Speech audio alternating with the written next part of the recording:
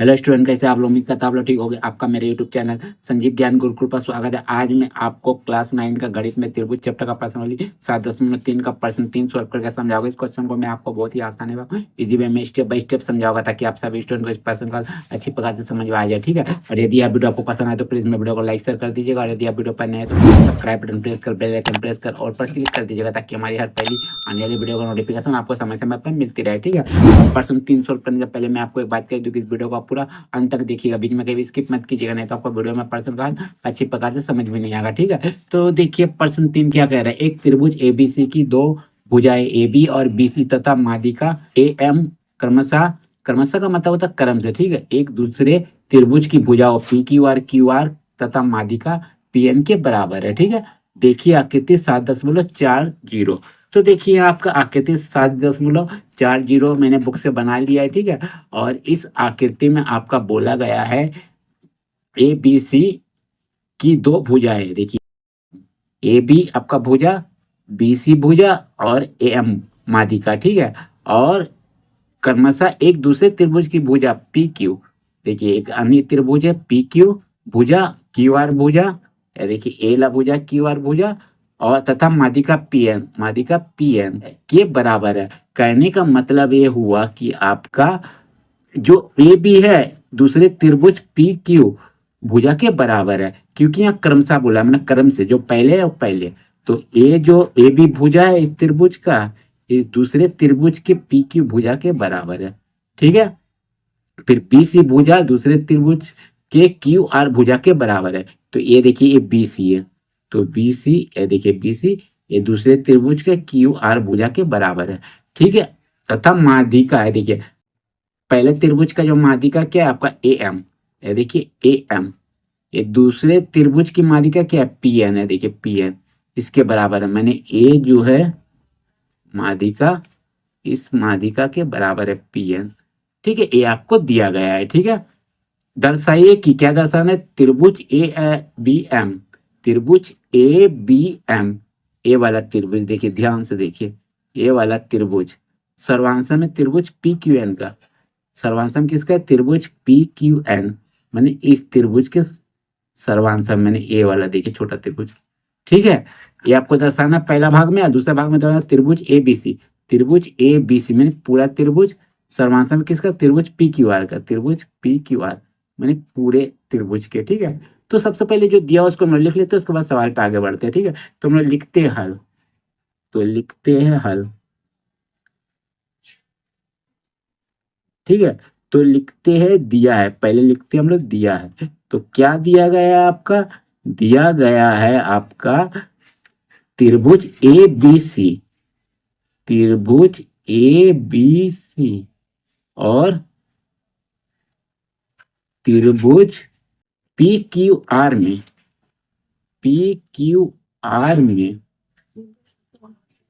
इस दोनों त्रिभुजों में देखिए AM बराबर है दूसरे त्रिभुज के PQ भुजा के। तो लिखिए AM AB सॉरी AB बराबर है आपका किसके? PQ के। ठीक है, फिर देखिए BC बराबर आपका QR के, BC बराबर QR। ठीक है, और माध्यिका AM बराबर है पहले वाले त्रिभुज के दूसरे त्रिभुज के PN के बराबर। तो लिखिएगा AM बराबर है PN के, ये आपको दिया गया है। ठीक है, अब हमें क्या करना है? सिद्ध करना है। तो जो सिद्ध करना है उसको लिख लीजिए। तो क्या सिद्ध करना है उसको पहले लिखेंगे, सिद्ध करना है। तो देखिए क्या सिद्ध करना है, पहले भाग में आपको सिद्ध करना है त्रिभुज ABM सर्वांशम आपका त्रिभुज PQN के, त्रिभुज PQN के, ये आपको पहले भाग में सिद्ध करना है। ठीक है, और दूसरे भाग में आपको सिद्ध क्या करना है? त्रिभुज ABC, त्रिभुज ABC सर्वांशम है किस त्रिभुज के? त्रिभुज PQR के, त्रिभुज PQR के, ये आपको सिद्ध करना है। ठीक है, अब हम इसको सिद्ध करें। सिद्ध करने के लिए हम लोग क्या लिखते हैं? लिखते हैं उत्पत्ति। या प्रमाण भी लिख सकते हो। ठीक है, तो उत्पत्ति लिखते हैं, इसी में हम लोग क्या करते हैं, सिद्ध करते हैं। ठीक है, चलिए, तो हम लोग सिद्ध करेंगे, तो जिसको सिद्ध करना है उस त्रिभुज को हम लोग पहले लिखते हैं। तो पहले हम लोग देख लेंगे किसको सिद्ध करना है। हमें सिद्ध करना है पहले भाग में त्रिभुज ए बी एम और सर्वांशम त्रिभुज पी क्यू एन को, मतलब त्रिभुज ए बी एम इस त्रिभुज को और त्रिभुज पी क्यू एन इस त्रिभुज को सर्वांशम करना है। तो सर्वांशम करने से पहले हम लोग थोड़े दोनों त्रिभुज में क्या कर लेते हैं, दिमाग लगा लेते हैं कि हम कैसे इसको सर्वांशम कर सकते हैं। ठीक है, क्योंकि हमें 3 समानताएं चाहिए सर्वांशम करने के लिए। तो देखिए, इन दोनों त्रिभुजों में ए बी पी क्यू भुजा के बराबर है। ठीक है, ए एम माध्यिका पी एन माध्यिका के बराबर है। ठीक है, लेकिन हमें ये भुजा बराबर नहीं दिया गया बी एम क्यू एन के, लेकिन हमें ये दिया गया बी सी बराबर क्यू आर के बराबर है।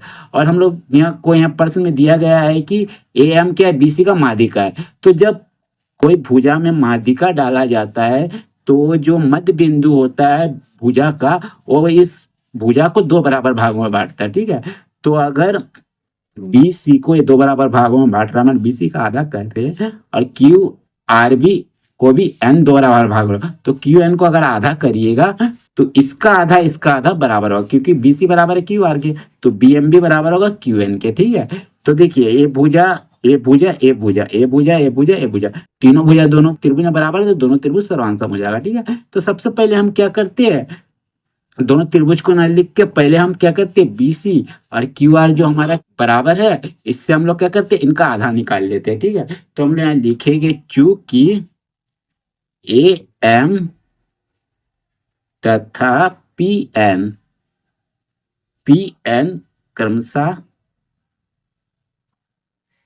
क्रमशः क्या त्रिभुज ए बी सी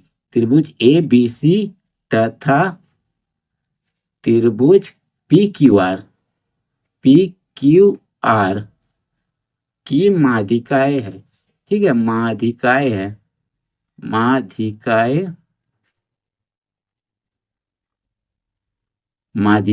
है।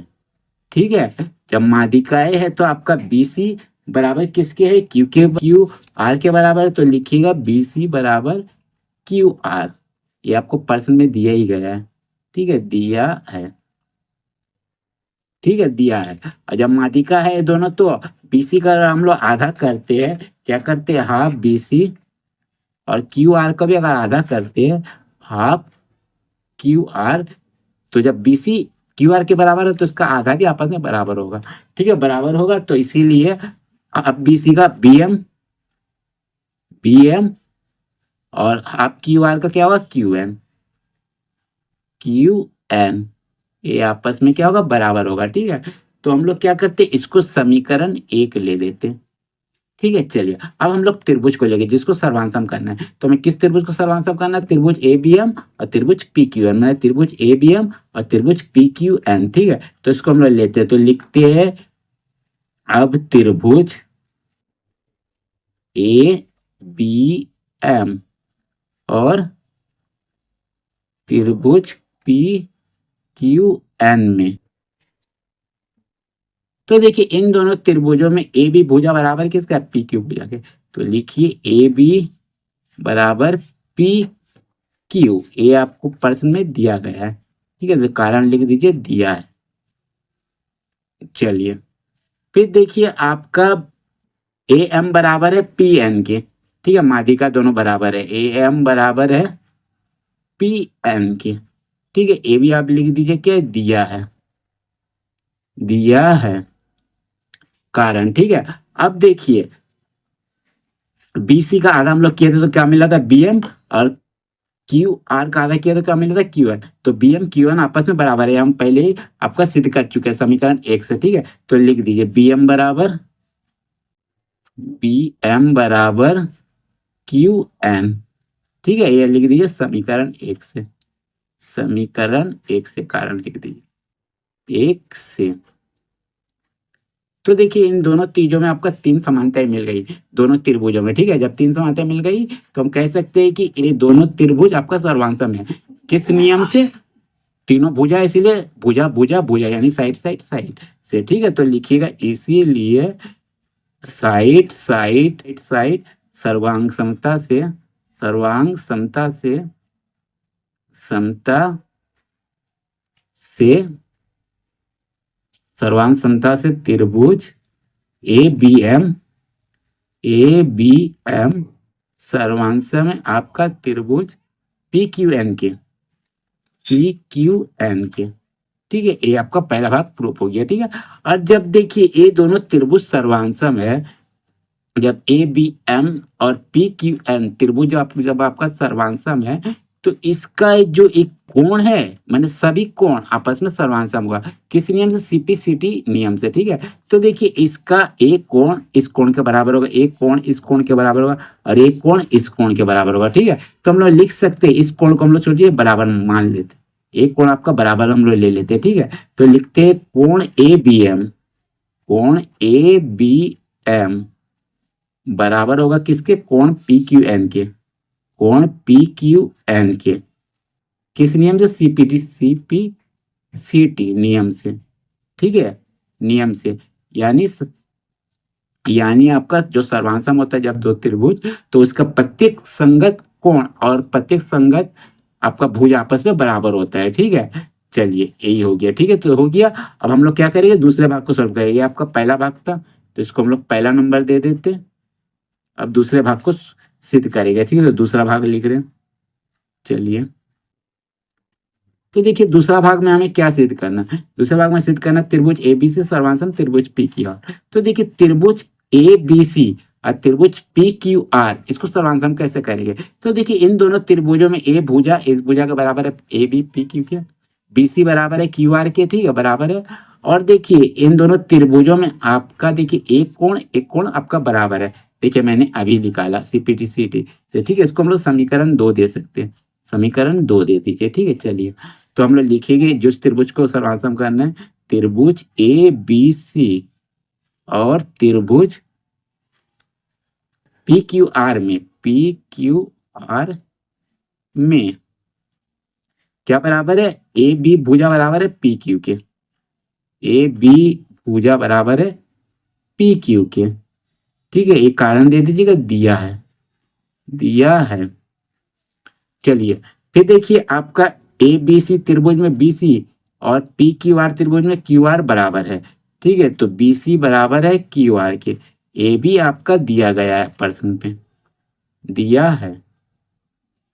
ठीक है, और देखिए इन दोनों त्रिभुजों में आपका देखिए एक कोण इस कोण के बराबर है। देखिए अभी मैंने इसको समझाया, क्योंकि ये दोनों जब त्रिभुज सर्वांशम है, त्रिभुज ए बी एम और त्रिभुज पी क्यू एन, तो एक कोण इस कोण के बराबर होगा। ठीक है, दोनों त्रिभुजों का एक कोण तो देखिए, ठीक है, मैंने कोण बी और कोण क्यू, तो हम लोग यहाँ लिख सकते हैं कोण ए बी एम बराबर होगा कोण पी क्यू एन के। ठीक है, पी क्यू एन के, तो इसको लिख दिएगा समीकरण 2 से, समीकरण 2 से। चलिए हो गया।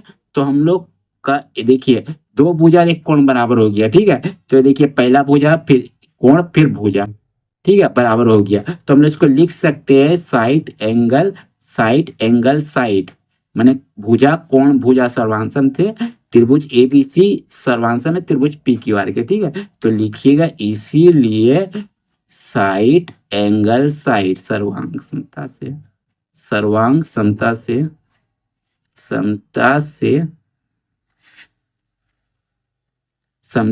त्रिभुज ए बी सी सर्वांशम त्रिभुज पी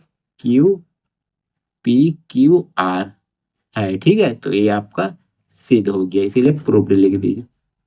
ठीक है, तो आपको मैंने भाग 1 का भाग 2 सॉल्व करके समझा दिया कैसे त्रिभुज ए बी एम और त्रिभुज पी क्यू एन और त्रिभुज ए बी सी और पी क्यू आर कैसे आपका सर्वांशम है। ठीक है, तो देखिए मैंने सॉल्व कर दिया। ठीक है, तो उम्मीद करता हूँ यह वीडियो आपको पसंद आया होगा। यदि आपको मेरा यह वीडियो पसंद आया तो प्लीज मेरे वीडियो को लाइक से सब्सक्राइब कर दीजिएगा, और यदि वीडियो को आपको समझने में कोई कष्ट हो तो आप मुझे कमेंट कर सकते हैं, और यदि आपने इससे पिछले हफ्ते का वीडियो नहीं देखा तो मेरे डिस्क्रिप्शन के प्ले लिस्ट पर जाकर देख सकते हैं। ठीक है, तो फिर मिलते हैं नए वीडियो के साथ। धन्यवाद।